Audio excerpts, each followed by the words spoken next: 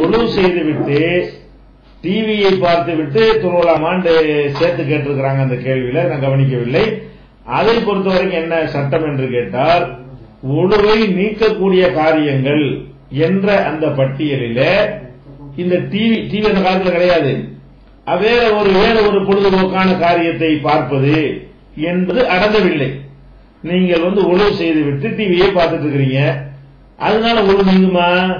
ஒழு நீங்குவதற்குரிய ஏதாவது ஒரு அம்சம் உங்கள்கிட்ட வெளிப்பட்டால் தான் ஒழு நீங்குமே தவிர, டிவி பார்க்கறது நல்ல காரியம் இருந்தால் ஒண்ணுமெல்லாம் போயிட, கெட்ட காரியம் பாத்தீங்கன்னா அதுக்குரிய குற்றம் வருமே தவிர அதனால என்ன வராது, ஒழு நீங்காது. ஒழு நீங்குவதற்கு என்று மார்க்கத்தில் சொல்லப்பட்டிருக்கிறது.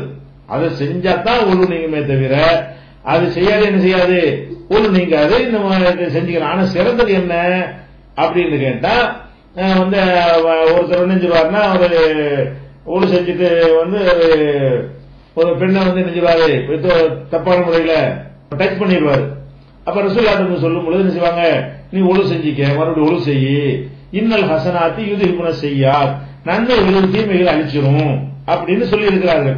அப்ப அந்த வகையில இந்த பாவத்துக்கு ஒரு பரிகாரமாக நீங்கள் ஒழு செய்து கொண்டால் அது சிறந்ததா இருக்குமே தவிர அது கட்டாயமானதா இருக்காது. சிறந்ததுங்கிற வகையில் என்ன செய்யலாம், ஒவ்வொரு துறையும் ஒழு செய்து கொள்ளலாம், ஃப்ரெஷ்ஷாகவும் இருக்கும்.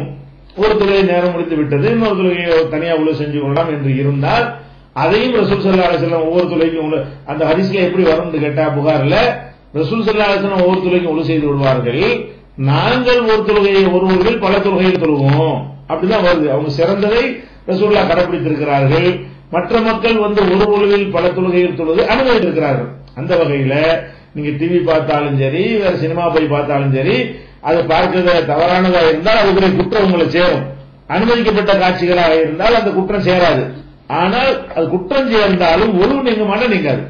ஒழுவு நீங்கிறதுக்குரிய காரியம் நம்மிடமிருந்து வெளிப்படாத வரை ஒழுவு நீங்காது. டிவி பார்த்தாலும் நீங்க ஒழுவு செய்ய வேண்டியது கட்டாயம் கிடையாது.